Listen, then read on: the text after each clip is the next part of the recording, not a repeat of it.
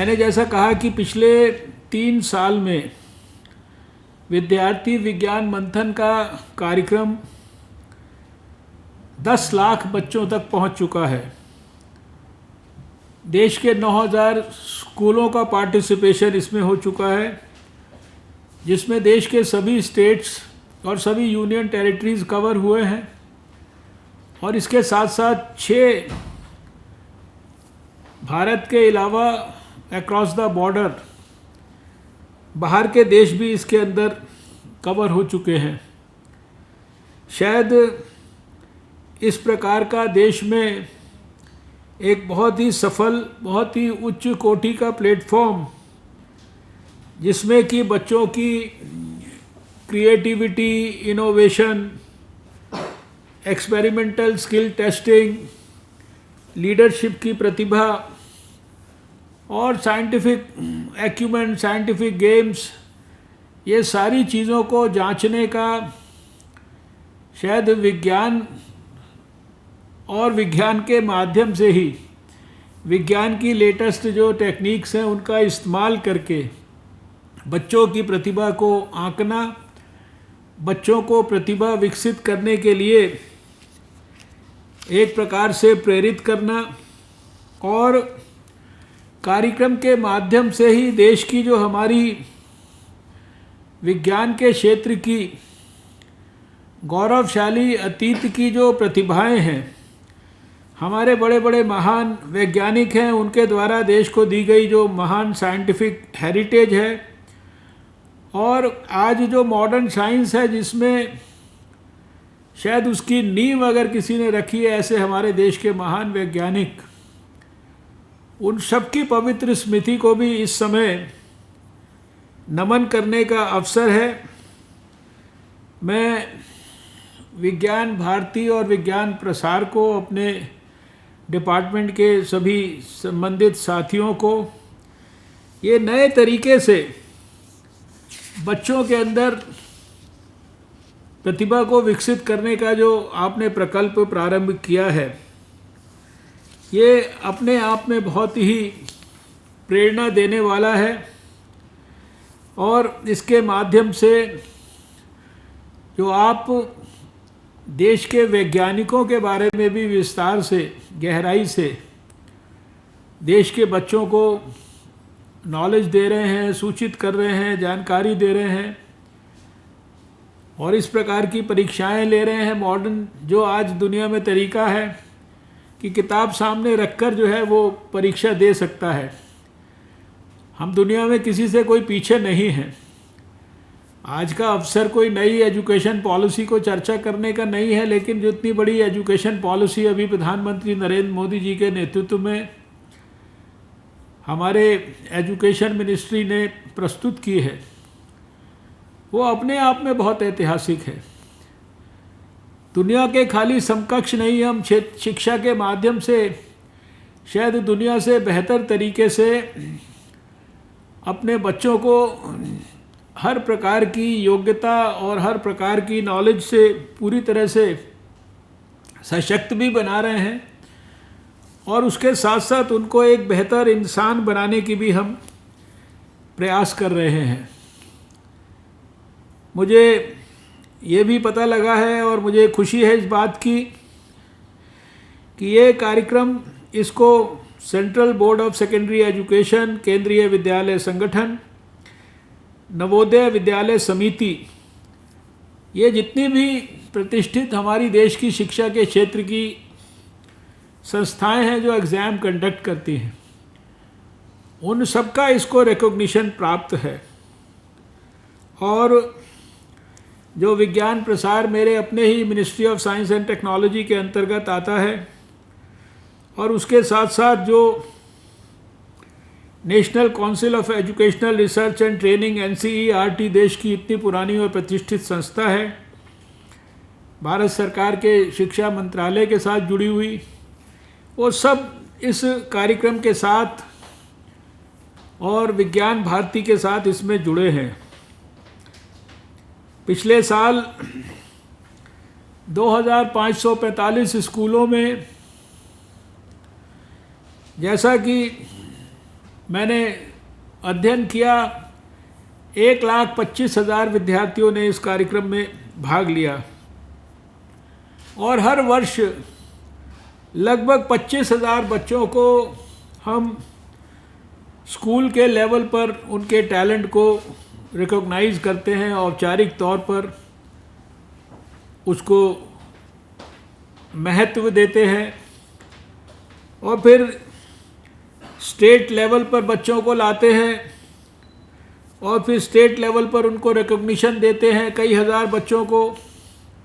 और फिर एक नेशनल कैंप के अंदर 400 से ज़्यादा बच्चों को, देश के जो सबसे ज़्यादा टैलेंटेड बच्चे हैं उनको हम इकट्ठा करते हैं। बड़े बड़े वैज्ञानिक और दूसरे जो साइंस से जुड़े हुए अध्ययन करता है वो उनको साक्षात साइंस के बारे में जानकारियाँ देते हैं और फिर ऐसे 18 बच्चों को नेशनल टैलेंट इन साइंस, जिसका हिमालयंस नाम दिया गया है, उसके अंतर्गत रिकॉग्नाइज किया जाता है। हमने जैसा पिछले लगभग 6 वर्षों में अनुभव किया कि हमारी साइंस मिनिस्ट्री के साथ मिलकर जब विज्ञान भारती ने काम किया तो सरकार की व्यवस्था ने भी हिम्मत करके और इंडिया इंटरनेशनल साइंस फेस्टिवल जैसे प्रतिष्ठित कार्यक्रम आयोजित किए, जिनमें हज़ारों बच्चों ने पार्टिसिपेट किया। देश के हर पार्लियामेंट क्षेत्र से, पार्लियामेंट के मेंबर्स के एडॉप्टेड गांवों से, दूर दराज के आदिवासी क्षेत्रों से भी बच्चे जो है उसमें भाग लेते थे, इनोवेटर्स भाग लेते थे, वैज्ञानिक भाग लेते थे, देश के साइंस के टीचर्स भाग लेते थे, विदेश के वैज्ञानिक आते थे और वो बड़ा एक आंदोलन के रूप में विकसित हुआ। कुछ साइंस फेस्टिवल्स में, इंडिया इंटरनेशनल साइंस फेस्टिवल में पिछले वर्षों में 10 लाख तक समाज के लोग उसमें भाग लिए और ये सब कुछ सरकार के आयोजन के साथ साथ अगर सफलतापूर्वक हो सका तो उसमें विज्ञान भारती के जो वॉलंटियर्स हैं उन्होंने बहुत बड़ी महत्वपूर्ण भूमिका निभाई। इतने हज़ारों की तादाद में लोगों को इधर से उधर जाना, उनका रहना, उनका खाना, उनका ट्रांसपोर्ट, उनकी लॉजिस्टिक्स के लिए कई महीने पहले से काम करना, ये सब कुछ सरकार के लोगों के साथ विज्ञान भारती के सहयोग के द्वारा हुआ।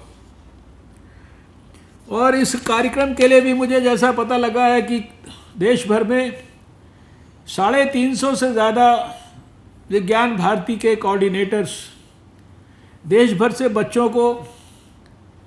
इस कार्यक्रम के लिए उसी प्रकार से एनरोल करते हैं जिस प्रकार से वो इंडिया इंटरनेशनल साइंस फेस्टिवल की सफलता के लिए करते रहे हैं। और आज उसी का ये परिणाम है कि ये देश का साइंस टैलेंट के सर्च का एक प्रकार से सबसे प्रतिष्ठित एग्जामिनेशन हो गया है और स्कूल इसके लॉन्च की बहुत जिज्ञासा से प्रतीक्षा करते हैं। इस बार 2020 और 21 के अंदर विद्यार्थी विज्ञान मंथन में एक nation wide mega science experiment, जिसका अभी यहाँ चर्चा किया गया, फूड हैबिट्स के बारे में, न्यूट्रिशनल वैल्यूज़ के बारे में, इम्पैक्ट ऑन हेल्थ के बारे में, ये जो आपने इस बार एक नया इनोवेशन इसमें ऐड किया है, विज्ञान के मंत्री होने के नाते तो मुझे इस एक्टिविटी के ऊपर बहुत ज़्यादा संतोष है, प्रसन्नता है, गर्व है। लेकिन किसी भी हेल्थ मिनिस्टर के लिए शायद इससे ज़्यादा खुशी की बात नहीं कोई हो सकती कि हम देश के बच्चों में भोजन के प्रति जितनी जानकारी होनी चाहिए न्यूट्रिशन की जो इम्पोर्टेंस है, शायद किसी भी व्यक्ति के स्वास्थ्य के लिए जो सबसे इम्पोर्टेंट दो बातें हैं वो कितनी फिज़िकल एक्टिविटी, कितनी फिज़िकल एक्सरसाइज करता है, किस प्रकार से वो अपने आप को फिज़िकल एक्टिविटी के डिफरेंट रूप में जोड़ता है, चाहे वो योग हो, मेडिटेशन हो, चाहे वो जिमिंग हो, चाहे वो वॉकिंग हो, चाहे वो रनिंग हो, चाहे वो साइकिलिंग हो, चाहे वो एक्सरसाइजेज हो। लेकिन उसके साथ ही साथ उतना ही महत्वपूर्ण है कि वो क्या भोजन करता है, कितना भोजन करता है, कब करता है, कैसे करता है, क्या उसका जो भोजन है वो जंक फूड के बिना है कि नहीं, क्या उसका भोजन बैलेंस्ड फूड है कि नहीं, क्या वो पर्याप्त मात्रा में भोजन करता है, क्या वो ज़रूरत से ज़्यादा भोजन तो नहीं करता है, और उसके भोजन की क्या न्यूट्रिशनल वैल्यू है। आप सब जानते हैं कि पिछले कुछ समय में हमने यहाँ स्वास्थ्य मंत्रालय में आने के बाद एक ईट राइट इंडिया कैंपेन शुरू किया, जिसको कि हमारा FSSAI के माध्यम से, जो हमारे स्वास्थ्य मंत्रालय का ही एक बहुत बड़ा ऑर्गेनाइजेशन है, हमने इसको लॉन्च किया। और फिर ईट राइट इंडिया के माध्यम से किस तरह से ईट राइट की जो भावना है वो सब स्थानों पर, वो स्कूल से लेकर कॉलेज तक, रेस्टोरेंट से लेकर होटल तक, और होटल से लेकर वापस घर तक, हर जगह पर कैसे ईट राइट इंडिया मूवमेंट विकसित किया जाए। उसमें इस लेवल तक भी हम लोग गए कि होटलों के अंदर जो बावर्ची खाना बनाते हैं उनके भी हम लोगों ने देश के बड़े बड़े बावर्चियों के सम्मेलन किए। और ईट राइट इंडिया के नाम पर हर रोज़ सवेरे एक ट्वीट हम लोग किया करते थे लोगों को एजुकेट करने के लिए, लगातार कर रहे हैं। इसके बहुत सारे जो प्रारूप है वो अभी और आगे आने वाले समय में आप देखेंगे। इसको बहुत बड़े पैमाने पर अंतर्राष्ट्रीय रिकॉग्निशन मिला है। विश्व स्वास्थ्य संगठन ने भी हमारे मॉडल को देखकर हमारे